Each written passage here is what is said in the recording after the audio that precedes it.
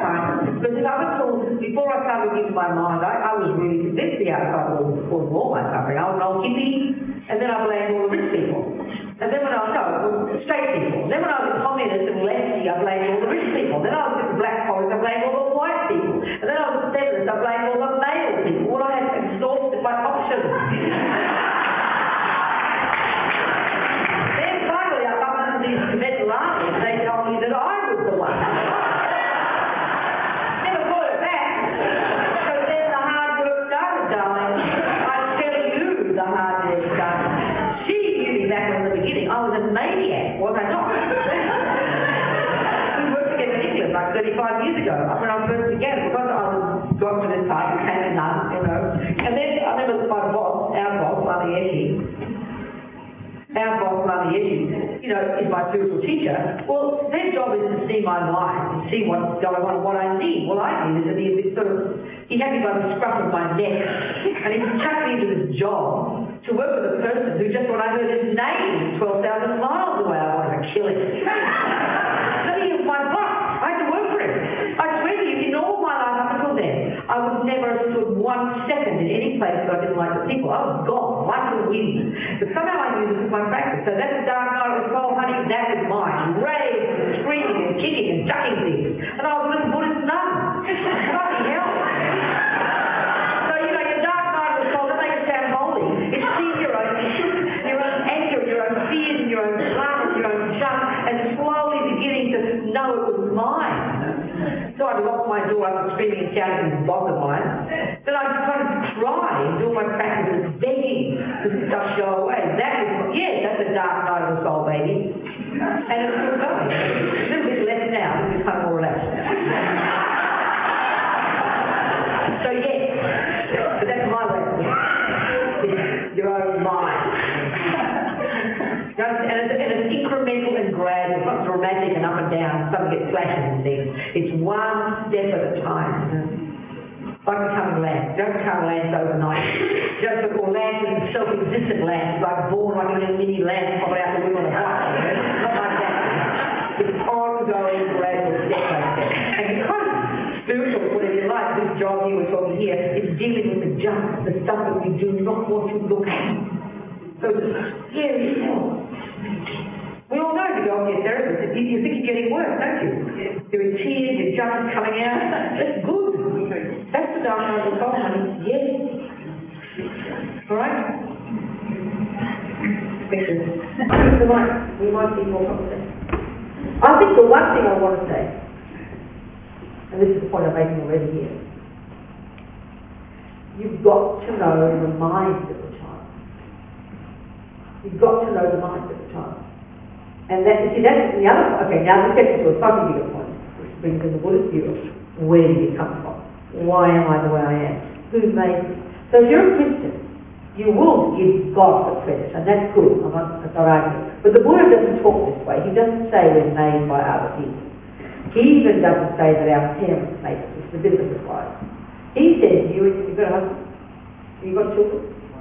Oh yeah, you must have got some bloke or something, at some point. What? No, I mean, some bloke played a role at some point. And then you were a virgin birth, darling. What kind of birth?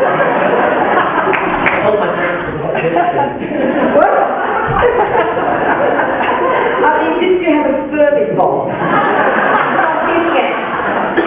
Look, you can be like a lesbian friend of mine in America who got her gay friend to squirt his sperm into a bottle, then she got a picture of the nurse, got to squeeze it up, and she had a very nice daughter. Did you do it this way or the old-fashioned way? Thank you very much. Now we're getting down to the stuff that's wrong.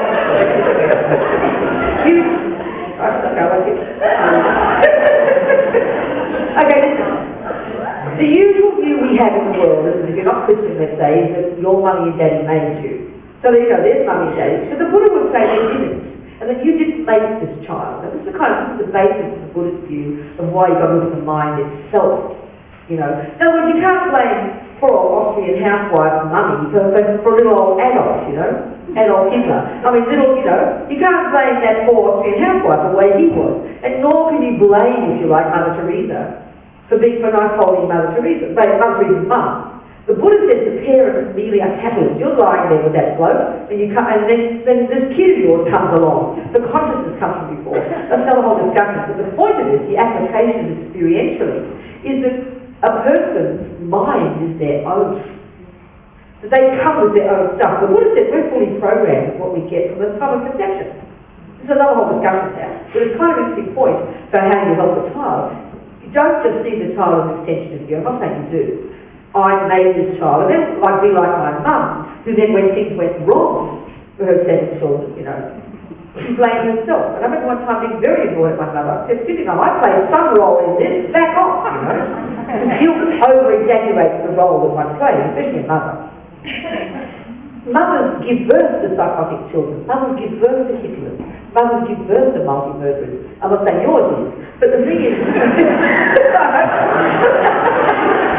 but the point I'm getting at is we've got an ability to step back, which is kind of half of attachment, to see the child's mind, nothing to do with you, but they've got their own stuff in there, their own sort of unique person. Let's see what their tendencies are. Are they more angry? Are they more jealous? Are they more depressed? Are they more loving, more patient? Because we've all got our own stuff.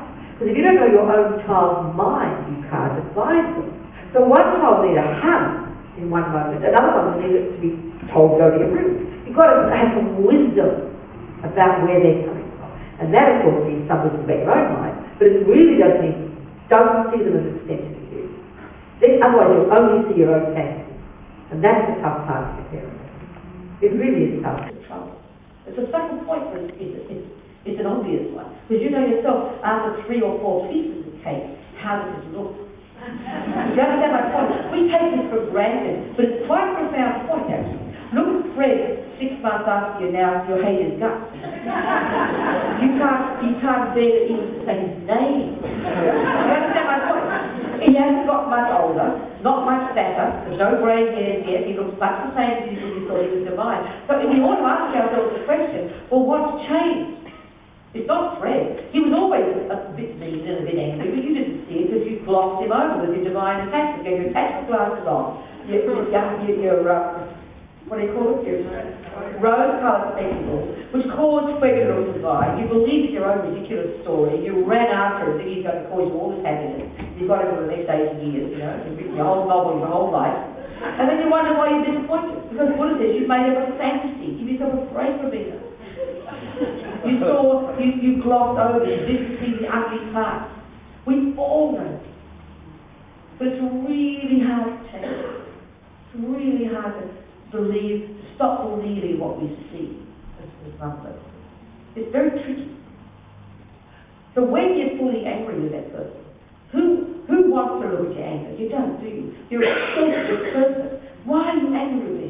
Fred did this, and Fred did this, and Fred did this. Now remember, that's Fred. Tell me why you're angry. Tell me about your anger. And you repeat all about Fred again. Because we're obsessed with the outside.